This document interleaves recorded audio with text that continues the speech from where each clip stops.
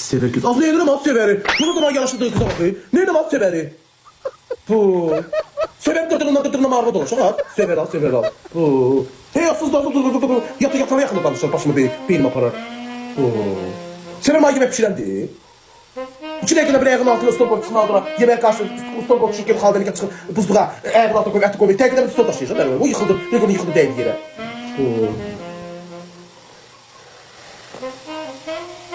Kravatını da çıkacak Sever. Ben kravatımı sana kalbide. O parça böyle çıktı. Tez açıyor. Ay babuş kemer kravatın başına koy. Almira yazın ben al. Almayan kişidir. Koşun misafirine asla bakım.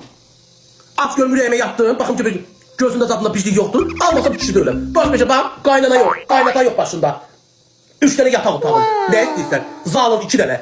Talih küçük olur. Bir de ayağına bakasın da lan. Akşam getir ayağımı vanlıya koyarsın ha. Eşittin hastanenin ayağımı vanlıya koy. Ayağımı yuvarsın. Mesela erine. Ben de sen hastanelerinde sapanka koyacağım. Ben de sen masaj eləyəcəm. Başa düşdün? Arvadsan neye gəlsin be? Qulluqda insan mesela erine. Başa düşdün erin. Ona göre benim nazımdan oynamaq sənin boynunun borcudur. Bu da özünün kişi deyil. Bir şeylerim kırılsın.